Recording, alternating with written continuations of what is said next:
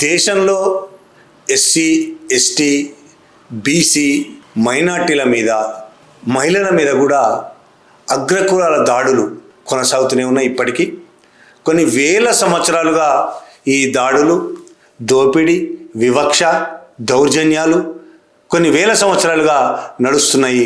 ఇప్పటికీ స్వతంత్రం వచ్చింది, అందరికీ సమాన హక్కులని రాజ్యాంగంలో రాసుకున్నాం, రాజ్యాంగం అందరినీ సమానంగా చూస్తుంది. అయినా ఇవాళటికి అగ్రకులాలు, హిందుత్వ భావజాలంతో ఉన్న, మనువాద భావజాలంతో ఉన్న అగ్రకులాల్లోని కొందరు అంటే నిజంగా చెప్పాలంటే చాలామంది కూడా మిగతా క్షుద్ర కులాల అన్నిటి మీద దౌర్జన్యాలు, దాడులు చేయడానికి ఏమాత్రం వెనకాడడం లేదు.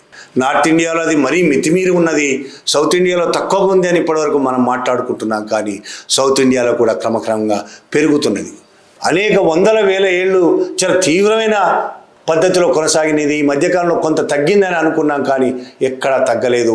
కుల వివక్ష అనేది భారతదేశంలో, కుల అణిచివేత అనేది దేశంలో కొనసాగుతూనే ఉన్నది.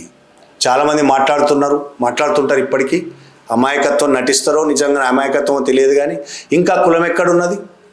హైదరాబాద్లో బతుకుతున్న వాళ్లకు పక్కన ఉద్యోగం చేస్తున్న కొలీగ్ ఏ కులమో తెలియదు, కలిసి తింటాం మేము, ఇట్లాంటి కథలన్నీ చెప్తుంటారు. చాలా హ్యాపీగా అందరం కలిసి ఉంటామని. అదే కలిసి ఉన్న వాళ్ళు ఒక్కసారి గ్రామానికి వెళ్ళి, లేదు అక్కడ వాళ్ళ కులమేమో తెలిసి వాళ్ళ ఇంటికి తీసుకెళ్ళి, కిచెన్లోకి తీసుకెళ్ళి, వాళ్ళ దేవుని గదిలో ఉంటాయి కదా కొంతమందికి ఇళ్లలో, దేవుని గదిలోకి తీసుకెళ్ళి కూర్చోబెడతారా? వాళ్ళ ఇంటి అమ్మాయిని వాళ్ళకి ఇస్తారా?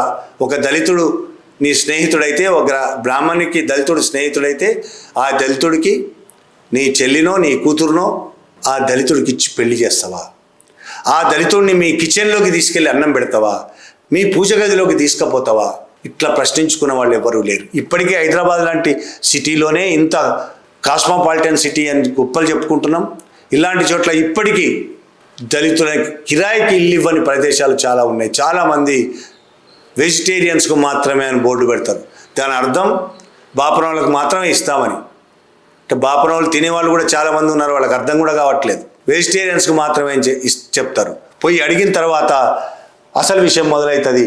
మీ కులం ఏంది, మీరు ఎక్కడి నుంచి వచ్చారు, ఇంటి కులం అడగకపోతే ఇంటి పేరు ఏంది, ఇలా రకరకాల పద్ధతుల్లో కులం ఏందో తెలుసుకొని ఇవ్వాలా వద్దా నిర్ణయించుకుంటారు.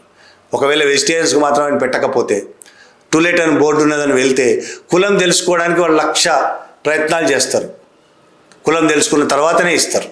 హైదరాబాద్ లాంటి సిటీలోనే ఇంత దారుణంగా ఉంది పరిస్థితి అంటే, ఇంకా గ్రామాల్లో పరిస్థితి ఏంటి?